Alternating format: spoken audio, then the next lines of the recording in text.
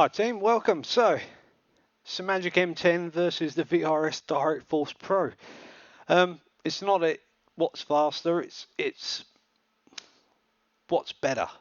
What are you going to get the most bang for your buck from? Obviously we've got a $900 steering wheel and base unit, direct drive with a stepper motor versus £1,500 VRS Direct Force Pro base, and then you have to buy a wheel on top of that. So you know, it's quite a difference in price, but is there a difference in performance?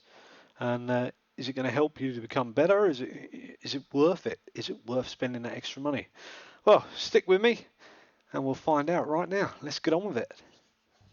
Okay, so I think it's time to take the VRS out on track. We'll do a couple of laps and I'll talk you through exactly what I'm feeling through the wheel, and then we'll get after it. Start setting some lap times so we can do an average test. And then I'm going to jump out. It's probably going to take me an hour or two. Switch over, chuck the Simagic on the rig, get it set up, and then we'll do the same with that. So let's get going. Alright, let's go. So the reason I chose Alton Park to show to test these two steering bases out is it's a fast bumpy circuit, so going to be a lot of feedback through the wheel. Also, we've got a couple of chicanes there. We need to be really precise with where we place the car. Like, to get a really good lap time around here, you've really got to attack those chicanes, and there's tyre bundles there that can be hit. Also, you're positioning the car quite close to the edge of the track, which is grass lined. The off track at turn 1, which we've just gone past, is absolutely brutal. So it's a really good show off of precision, which is what we're after when we're looking for a wheelbase in sim racing. So I'm in the Cup car just because it's my go-to car. Basically, I just enjoy driving it, and with the latest iRacing update, it's a bit of a weapon. So I've got a PCGB, so it's Porsche Club Great Britain setup on the car at the moment. If anyone's wondering what setup I'm driving, it's a little bit better than the base setup from iRacing, and it's really made this car come alive. Anyway, let's get down to the nitty. So onto the wheelbase. What I like about it out of the box is it is pretty much plug and play. There's no messing around with the VRS. They give you a load of profiles straight away, which is set up for different cars. So set up for different cars on iRacing. So you've got like an MX-5 set up, I believe. A couple of GT3 setups. I've actually made my own profile for the Cup car, just fine-tuned it down, especially after the last update when the steering on the Cup car got quite noticeably heavier with I think it was a new tyre model that's affected the steering. So what I'm looking for on the Cup car is very precise. I want to feel like the wheel is connected to the car, and that every little input I make on the wheel makes a change on the car's direction on track. Now, I have struggled with that in the past with other wheels that I've used. I've always felt it's a bit wishy-washy, and I keep going back to it. It felt like a 1960s Land Rover. There was always this bit of play in the steering inputs versus what the car was doing for me on the track. Now, I can safely say, after a couple of months of using the VRS, I think I've got it pretty sweet, and we've definitely got that precision I was looking for in the wheel. Also, in terms of force feedback, so get a good feeling from the curbs, not too much, not overpowering, but enough to know you feel through the wheel when you're on the curb. It isn't tugging you around and dragging you off track, but there's just that little vibration through the wheel, so you know the wheel's on there. It's very much the way I've got it set up. I've tried to imitate what I would feel in real life. Bumps on the track as well. Again, you can feel them, but you'll see my hands are not being thrown around. I haven't got the force feedback on the wheel turned up overly excessively. I don't want to be fighting to keep the car in a straight line. I want to be able to place the car right to the edge of the track and just know I've got it there without risk of it hitting the bump and the wheel actually dragging me and the car off the track. That doesn't happen in real life. Especially with newer cars that we drive, maybe like in a 70s, 80s F1 car where you've got massive downforce and big tyres. and no power steering, that would be the case, but not in a cup car. So let's get on and we'll talk you through a couple of quicker laps. So coming in here, we've got a little bump going in, I can just feel it. What I really like about this wheel is I can differentiate quite easily between how much grip is left on the front tyres and if I'm just starting to break into oversteer or understeer. It's got a really nice weight on the oversteer, just tugs your hands back to central lock and then opposite lock, and if you let the wheel do the work, it really does start to perform and give you lots and lots of signals about what's going on with the car. Also, it loads up really nicely mid-corner now, and the latest update on iRacing's got a lot more mid-corner grip in this car, and you really feel that weight through the wheel. But what I really like about it the most is the fact I can absolutely place the car on top of the white line going into the corner, and I can place it millimetre perfect with the tyre bundles, even to the point where you can get zero contact, so you can just graze the tyre bundles so you know there's not much left. So coming over here, we've got the car goes light over the top, I can feel it through the wheel, braking in now, get it turned in, and then on the power out, again goes light over the crest, but we can get hard on the power. Now the wheel, I'm running V3 pedals, and the wheel really accentuates the pedals as well, because I can make adjustments with the pedals through what I'm feeling on the weight of the wheel. It really helps you to get those lap times down. I don't know if it'll make it any quicker, but it definitely helps consistency. Going into turn one there, out wide, we're coming over the hill, car goes light over the crest, we're going to be on the brakes, on the grass.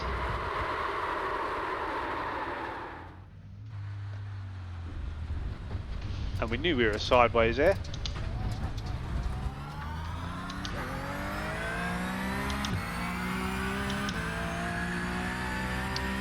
So the other thing is, even when the car does get out of shape, you can pretty much catch it, or you've got a lot more chance of catching it.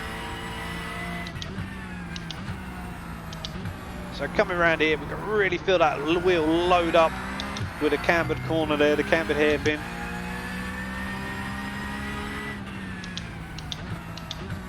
In nice and tight, on the power hard.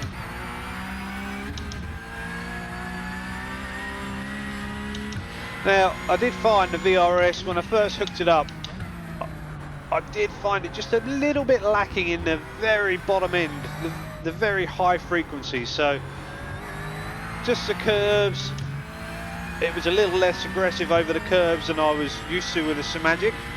And I haven't used the Simagic since I've had the VRS on for a couple of months now, so it'd be really interesting to fire it on and see exactly where it stands.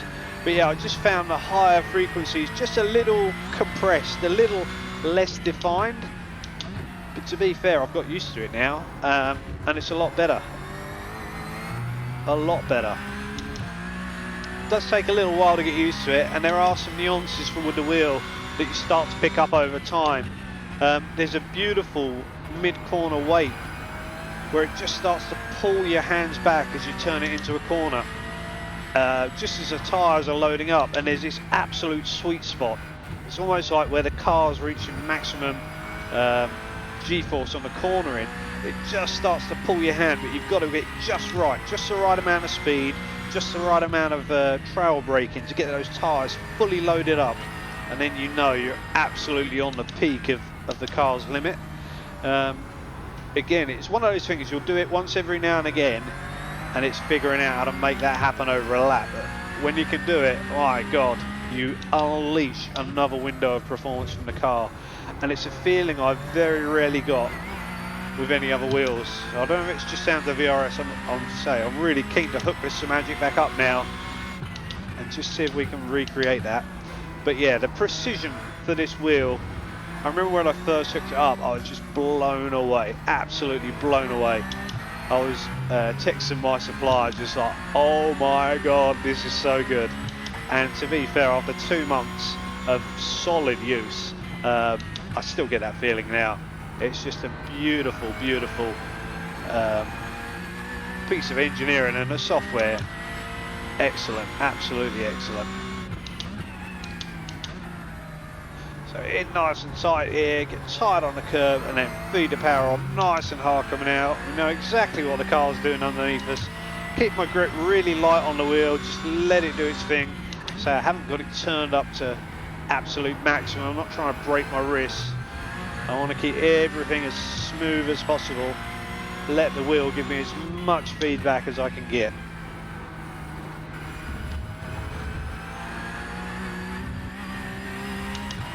Just got an off. I hate that off track. It's way too ridiculous. Oh, and then talking, he goes wide.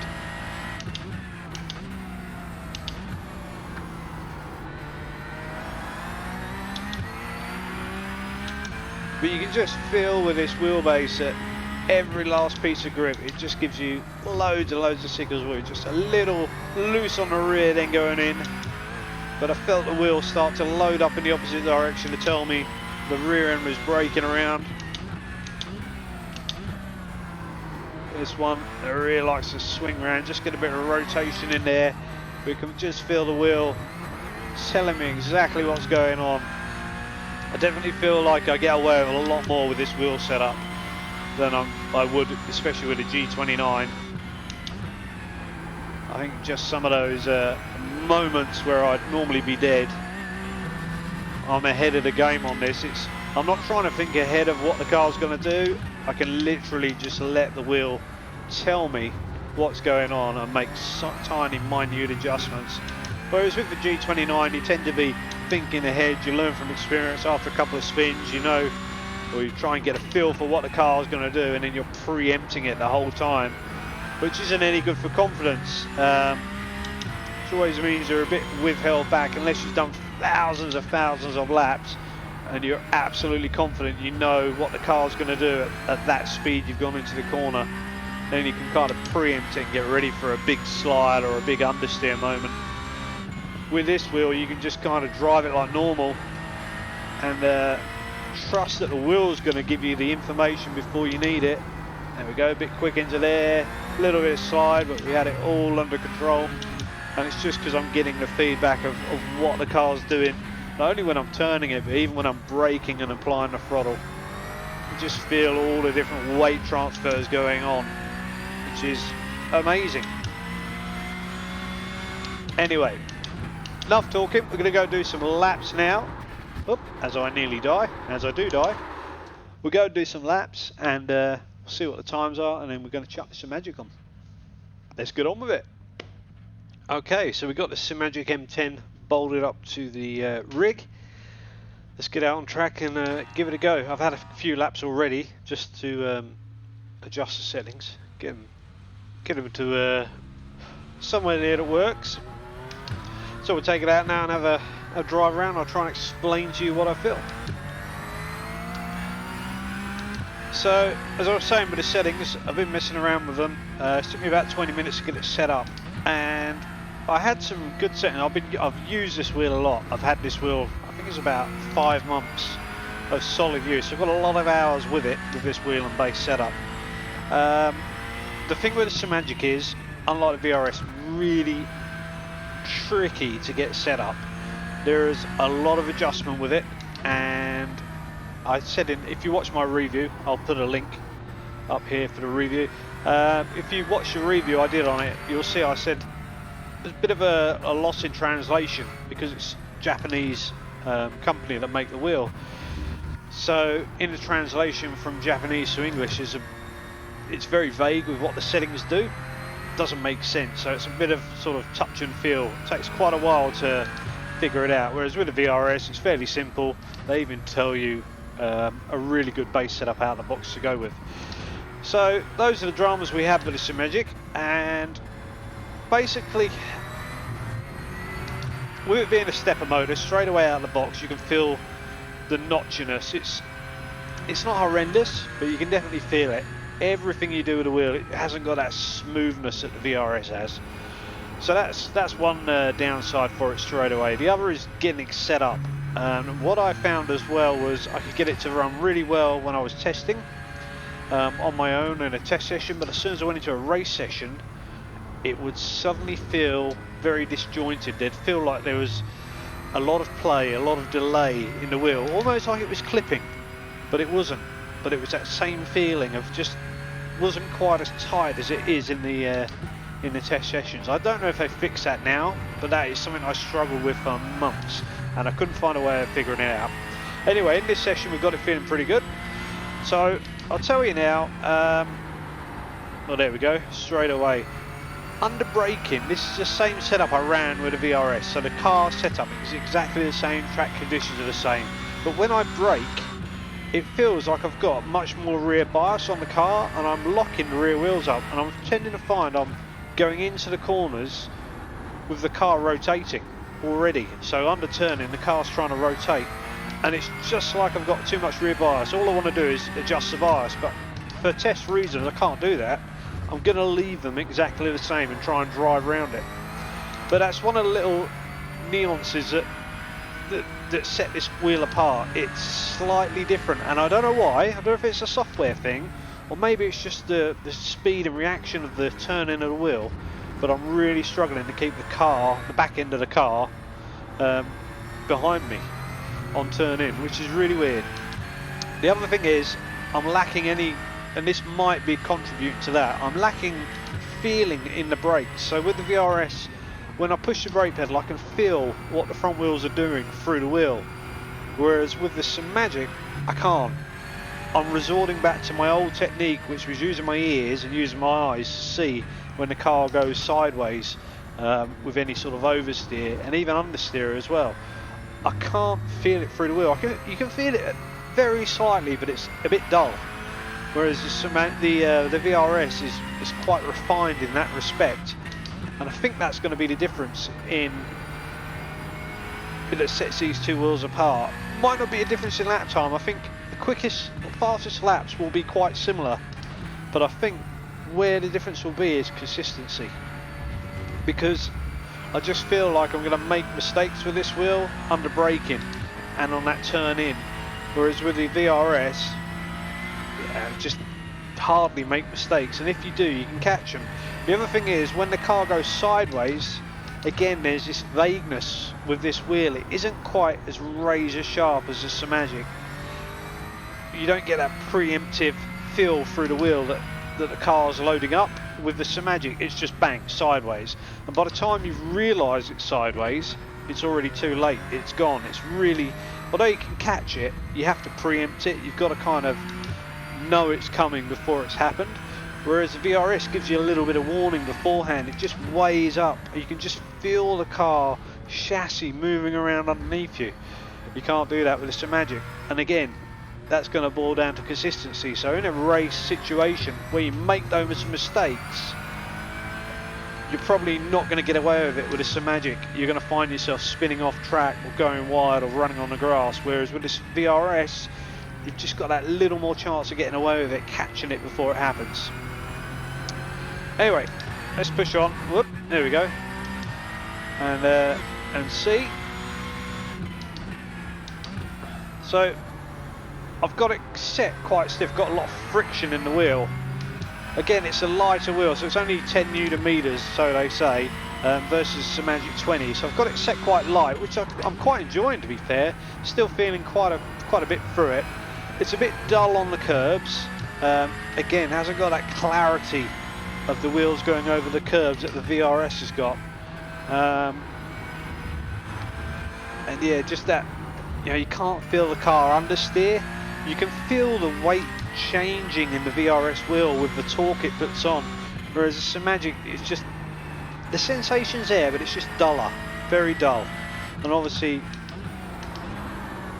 with that notchiness, big lockups there, with that notchiness, yeah, it just, I don't know, it doesn't add to it. Now where I do like it is through the chicane. I feel like I can change direction a lot quicker, like I've got a lot more front end bite through there. And I don't know if, again, maybe the wheel is just putting a quicker response into that initial turn in, but through these two chicanes I feel pretty good. The only thing is, it's much more knife edgy.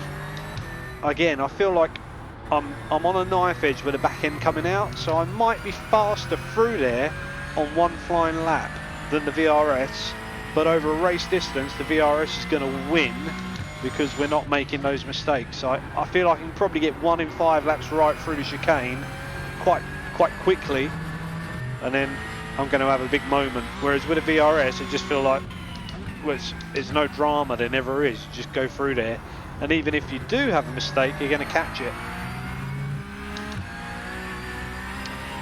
So, show you the brakes now. So I'm braking at the same point, so brakes down 1 gear, and I'm just balancing the rear. Looking at the relative, it's not as quick through there. I just feel like the car's working a lot harder. Same through here. I'm getting through nearly as quick, but I just feel like I've got the car much more on a tighter edge, like a razor blade, whereas with a VRS I always feel like there's that little safety margin left over. Here it feels really nice, get it tucked in, get on the power early. It just feels good through there, I don't know why. Much better than VRS. Whoop, and there we go with the brakes. And that's exactly what I'm talking about. It's just, I'm braking in the same place, but I'm just on that knife edge. It could be down to settings. I've got it set up pretty tight, and I do like it. And it might just be, you know, for a sake of having a couple more hours with it. I haven't driven this wheel for a couple of months now, since I changed the VRS, or put the VRS onto the rig. You know, and I did quite well with this wheel. I won quite a few races with it, and had some good performances. I've set some good times with it, but yeah, I don't know. It's like putting on an old pair of trainers. I do miss it. I've popped it on. I still do enjoy it. I really like the wheel itself, the wheel rim. It's really comfortable to drive. But yeah, obviously the VRS has got to be better. Has to be. Costs more money, isn't it? Isn't that the way it works? So let's jump on now. I'll stick some race runs in, and then we'll break the data down, have a look at some data from VRS, and see where the two match up. Right, we'll catch you in a bit. Okay, so moving on now, we'll do the fastest lap comparison. So the Simagic M10 recorded a best time of 1:36.535, which is a pretty respectable time around that track with that setup. VRS Direct Force Pro came in at 1:36.337, which gives us a difference of, albeit 2/10. Quite a sizable gap. I think that all boils down to that confidence on the brakes. So the Simagic always felt like you needed to go 1 click forward on the brake bias. It always felt like it was trying to rotate around under braking, compared to the VRS, which with the same brake bias just seemed a lot more settled in the braking phase of the corner. So then we'll move on to the average lap time comparison. So Simagic M10. So this is an average lap time taken from the. So I did 3 sessions of 10 laps, and these are the average lap times from those 3 sessions, averaged down again. So pretty convincing. It's what I thought was the best way of showing the performance of the wheels. So it was interesting enough, before we get into the times, it was interesting that the Simagic M10, as I mentioned prior to doing its 3 10-lap runs, I was worried that the Simagic, I was going to make more mistakes, and that was apparent in all 3 runs. There were mistakes. Interestingly enough, all the mistakes happened on lap 4 and 5 of both sessions. So out of 10 laps, lap 4 twice and lap 5 once were where the mistakes were, and they ranged from sort of a 1 second deficit down to sort of 7-8 seconds. So we're talking a brake lock up, you know, a little bit of oversteer to complete spins. So yeah, very interesting. Can't work out why it kept happening on lap 4 and 5. I don't know if that's just a phase we're going through with the tyres. I said before when I was driving it, it felt like the car was more edgy, all the way around the lap, like you were really leaning on the car a lot harder. And I just wonder if it was a tyre phase or a heat phase in the tyres, and they just sort of gave up on lap 5. The times came back down again after the incidents, which was quite interesting. But yeah, couldn't see anything in the data to sort of pinpoint what was going on there. I don't think it was me, but yeah, interesting times. The times for the Simagic overall for each session they were a bit up and down. You'd hit a 36, like a decent sort of mid to high 36, and then next lap might be a 37.1. They they were really kind of erratic, and that again backs up my theory on the car just feeling edgy. And although it was able to make the lap times, um, there was also a high risk of mistakes doing it. So VRS Direct Force Pro, the average lap time for that base unit was 136.823. Just I think it shows there just the reliability of this wheelbase. So we've got a split there of just over 7.2 tenths, which is quite a sizable split over an average time. Yeah, I think with the VRS, just a lot more stable, a lot more forgiving. Definitely get a lot more warning before anything is going to happen. That added feel in the braking phase, in the turning phase, that little bit of weight that the wheel puts back into you, just gives you a heads up before anything's going to happen. It's a lot easier to catch a mistake with this wheel and recover from it quickly without losing a lot of time. So the lap times for this wheel in all 3 sessions, they got steadily quicker as the confidence grew. But the third session, I mean, amazingly consistent lap times were coming in, whereas the Simagic was sort of 2-3 tenths difference per lap, sort of up and down. With the VRS, I had like 4-5 lap runs where the lap times were not just within tenths of each other, but within thousandths of each other. And that makes a difference when we're talking average lap times and sort of session averages. All right, so we're just going to have a look at the data now between these two. We'll take the 2 fastest laps, just having a flick through, trying to explain a bit about what's going on here. So I've got I'm using VRS for the data. It's nice and simple to use. So we've got the VRS here, 136, best lap time 136.337, and then the comparison, which is the Simagic M10 best lap, which is a 136.5. So VRS is blue, Simagic is red. We're at turn 2 and 3 here of Oldham Park, and straight away we can see, so coming down, follow map here, this is coming down the hill. That really is a really tricky turn. We say on the braking, so what do we got here? 590 versus 610, so almost 20 meters earlier on the brakes.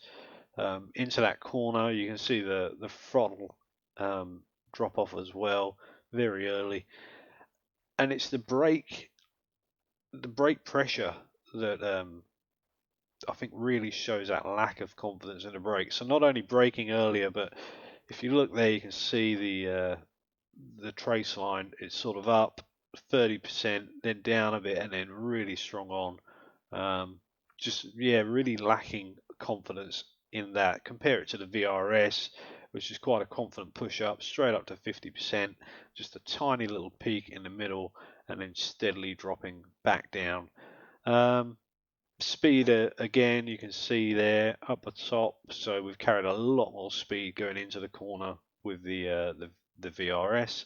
Simagic way down on speed. So if we look there, we're at 206 kilometers with the VRS, 191 with the Simagic. So big loss of confidence. We do pick it up on the exit. So obviously, because we've gone in slower with the Simagic, we're able to pick the throttle up a lot earlier.